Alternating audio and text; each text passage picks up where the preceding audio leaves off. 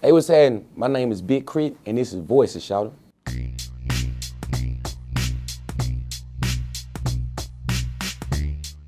I mean, the love is amazing.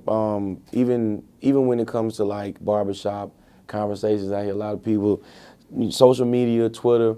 I mean, because I'm always one of the people, I was raised not to toot my own horn per se, and I try to do it the best I can when it comes to the music, but the multi, alumni and how that is in that brand, people realize, and I really started to push it where it was bigger than me as an artist.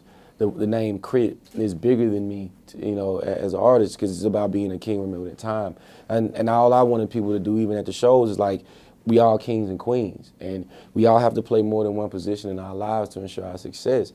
And that's been the narrative, and that's been the brand, and I think it took on more than just me being an artist and being a rapper, and it's been beautiful. So people, not only is it, people get it tatted on them, but it's also a way of life to do your best no matter what. And it created this movement, bro, where if somebody ain't really rocking with the music, they gonna go hard, like, nah, did you hear this, did you hear that? What you mean, go back and listen to this. And yeah, they made it to where people go back and check the catalog. I'm gonna be real, it was David Banner, Buddha Boss Player, which was from Jackson. And these were the first two people that I saw that was putting out a large amount of music. Then there was a cat named Baby Ray out of Meridian, Mississippi, who did numbers, along with the first person that started really engineering me, named Money Black, which is my friend now. And he actually, my first mixtape, Dirty 30, Money Black recorded it. And Money Black was the first person that gave me the equipment to start recording myself. And so it's crazy, like, these people, like, Money Black is still in my life now. That's my homie, call in, check, big bro. But David Banner was the first person that was like, oh, like a pimp, is out of here. And he was producing his own music. He was traveling, working with other artists from Pimp C to Bun. He had a record with Noriega, Crooked Letter, which can't forget about Kamikaze as well. And those were the people that I think in the beginning really were influences for me, and seeing them go from Mississippi or getting getting music played on the radio and then leaving. And then I'm pretty sure there's a whole bunch of other people, and I can't really think of them right now, but those are names. And then Big Son is from Meridian, Mississippi.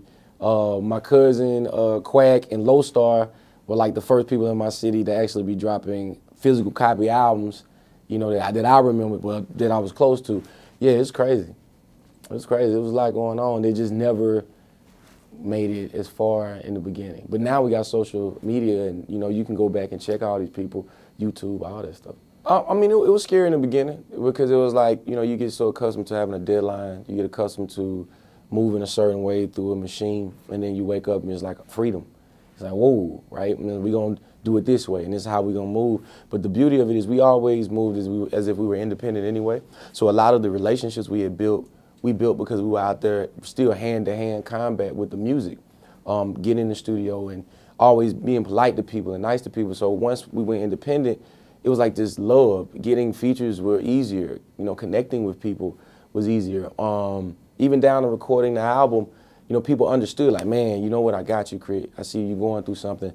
And it was like, it reminded me of how I was dropping the mixtapes.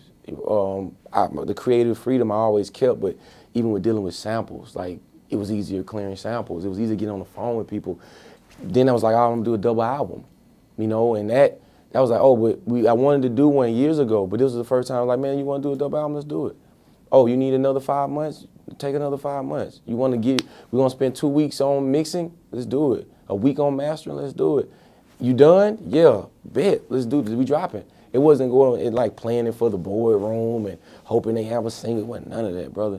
It was so crazy that I was done and was calling my manager, Dutch, like, bro, what you need? You need me to do anything? He's like, nah, bro, you good, just chill. I didn't know how to relax. And it shows in the music how much time we spent, how much love went into it, and just positive energy. Believe it or not, I technically had always been doing it. When you're talking about the vent, Hometown Hero, Free My Soul, that was on Return to Forever. But that's one song in the midst of probably 15 other songs that's trunk rattling, coming down. It might get lost in the sauce, right? With this album, I didn't want to have to figure out a way to synchronize a song that was very personal amongst a whole bunch of songs that may just be about me being the guy that'll kill you on a record, you know what I'm saying?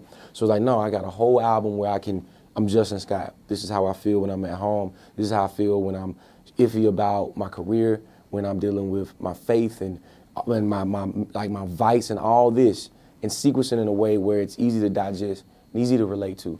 And then I give you the big crit side, which is the superhero that me and you both have to become when we go out in the work field. We have to block that negativity off, and I was able to give people both. Bury me in gold. Yes, sir. Talk about it. Man, it's the understanding that materialistic things, money, cars, jewelry, all that stuff is not going to make you happy at the end of the day.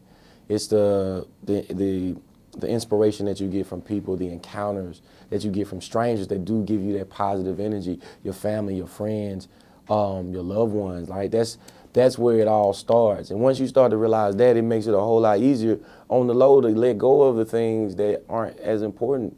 And it gives you more space to start really focusing and concentrating on what's really necessary for your soul, your mind, your body. And I realized that upon working on this album, and so I did Bury Me in Gold because gold just happened to be one of those things that we strive for the most. It's the idea of royalty, and the more that you have of it, the more royal you are. So for me, it's like I'd give all that away to have a peace of mind and see my maker and be in paradise, you know. And so that's where the idea from that comes from. Old Chris, represented by the lawyers with gold cuffs, that order sweet potato with the gold crust at the same restaurant with the gold judge, that hates the confidence and shine that the gold gives, so he takes away your freedom and your golden years. The only time you see your mother's golden tears. Like, what good is gold if you never hear? What good is gold that you'll never wear? I hope it pays your way on a golden pier.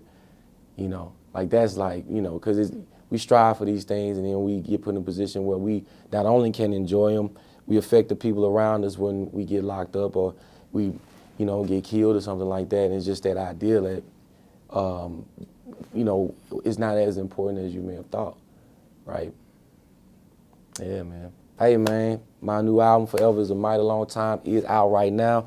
Big K.R.I.T side, Justin Scott side, the single featuring Lloyd is 1999, produced by Manny Fresh. Check that thing out and the video out. Keep the devil off at all times. Give your folk they roses while they on this earth. Stay blessed, stay prayed up. And shout out to the Critter Maniac. Hey, and K4Will. You know what it is, shout out.